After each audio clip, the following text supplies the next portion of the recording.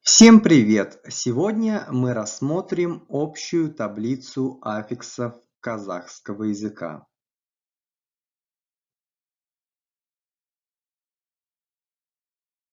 Но для начала повторим вопросы падежей. Именительный падеж кім, кто, не, что. Исходный падеж кімнен, от кого, неден, от чего, қайдан, откуда.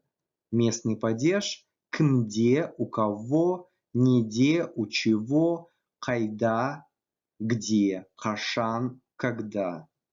Дательно-направительный падеж кімге, кому, неге, чему, қайда, куда.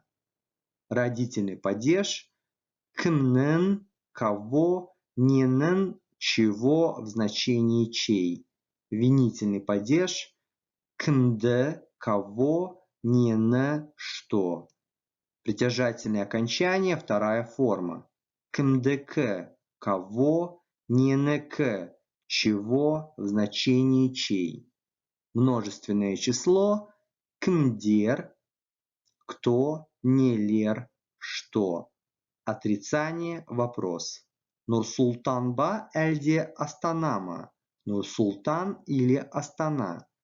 Творительный падеж кіммен, кем, с кем, немен, чем, с чем.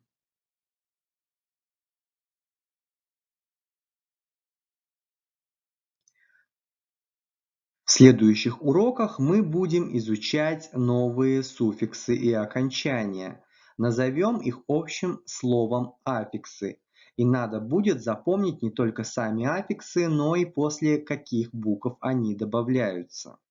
Наибольшая сложность возникает при выборе из 6 видов аффиксов. Аффиксы, которые начинаются на звонкие согласные, называются звонкими, на глухие – глухими, на сонорные согласные – сонорными аффиксами.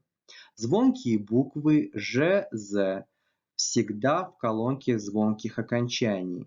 С глухими аффиксами правило всегда одно. Они следуют после глухих согласных и звонких Б, В, Г, Д в словах, заимствованных из русского языка. Существует закономерность добавления данных аффиксов, и вашему вниманию представлена схема добавления любых аффиксов казахского языка.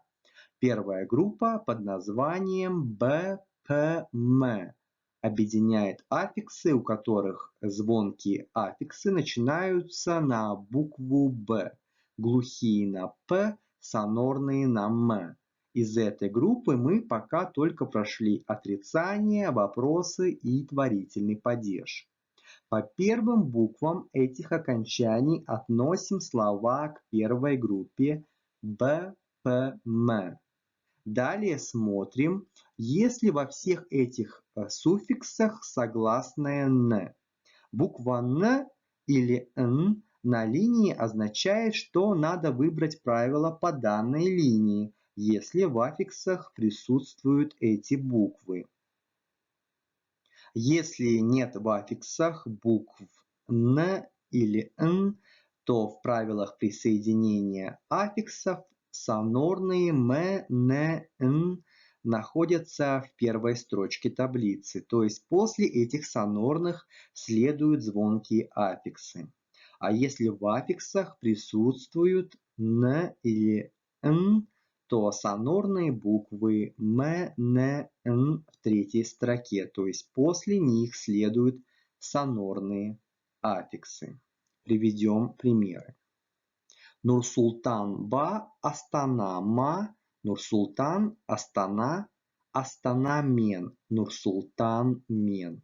С Астаной, с Нурсултаном. Из группы ДТЛ на данный момент мы прошли только множественное число. Разница между правилами таблицы 2 и таблицей 1.1 в одной букве Л. Например, Нурсултан-Дар, Астана-Лар. Нур-Султаны – столицы. Если посмотреть на таблицы третьей группы ДТН, если бы не расположение гласных в таблицах, то левая часть была бы идентична правой по правилам присоединения аффиксов.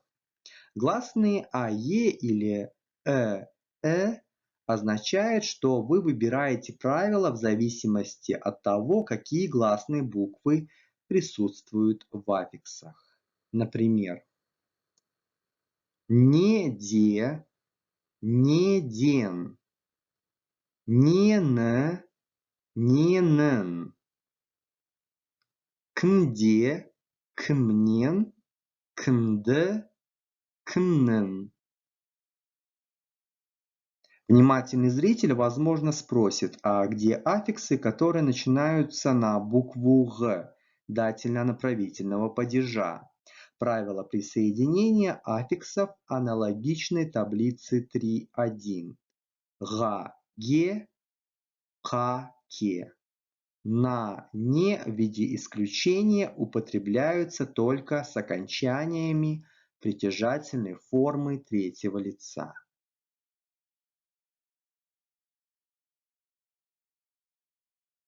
Запомните спряжение притяжательных окончаний третьего лица. Баласынан от его, от ее ребенка. Баласында у его, у ее ребенка. Баласына его, ее ребенку. Баласының его, ее ребенка в значении кого, чей. Баласын его, ее ребенка я увидел. Баласымен с его, с ее ребенком я приехал, а также балама моему ребенку, балана твоему ребенку, балаларына вашим детям, либо вашему ребенку при обращении к друзьям и сверстникам. Ставьте лайк, подписывайтесь на канал, оставляйте комментарии и увидимся в одном из следующих уроков.